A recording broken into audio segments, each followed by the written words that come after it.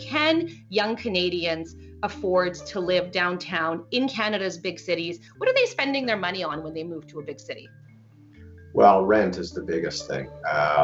Rent has become a bigger and bigger slice of the millennial spending pie.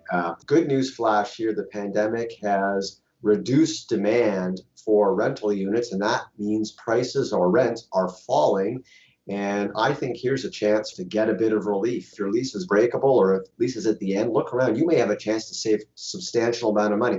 Beyond that, socializing plus transportation costs. And I think you're getting close to what most people are making on a net basis.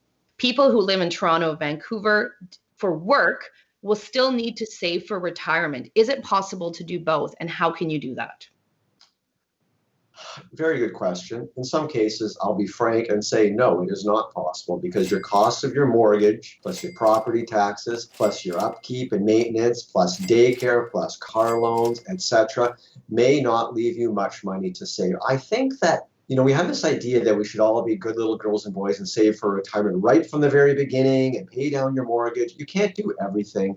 I think it is okay to have a period where you settle into your house and you accept I'm probably not going to be putting much away into my retirement. Maybe you could put your tax refund into your RSP or your TFSA. But I think you need to feel confident that your career has a trajectory where you're going to be making more money and the home cost pressure is going to ease and a window will open up for retirement savings. That's key. You have to be able to catch up later. I got to be honest with you, millennials and Gen Z, you're probably going to retire in your later 60s. Maybe age 70, it's fine. You're going to be living to 95. It all fits together nicely. But what it means is that you don't have to maybe meet the same milestones as your parents did and own that house by 30 and have that RSP up and running nicely by 35 or 40. This is a good one, Rob. Is there material risk to my retirement in perpetually renting? I would say that I could make a case that renting will give you a better retirement.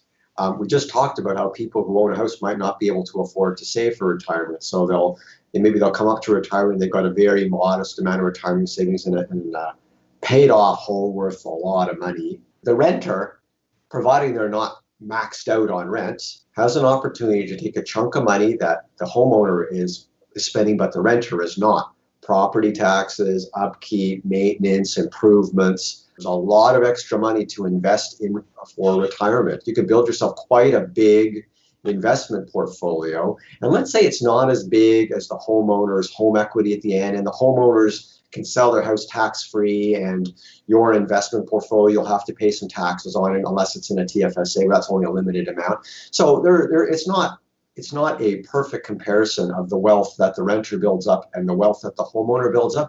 But the renter's wealth is very liquid. It's all in stocks and bonds and GICs and other things that you can easily sell and generate income. The homeowner's wealth is all stuck in the house. The only way you can get access to your equity is to sell and move somewhere much smaller. People don't tend to do that very much. Or you borrow against it with a home equity line of credit or a reverse mortgage. So I'd argue that you can have a very comfortable retirement as a renter as long as you're very diligent about taking the money you're saving because you don't own a house and investing it.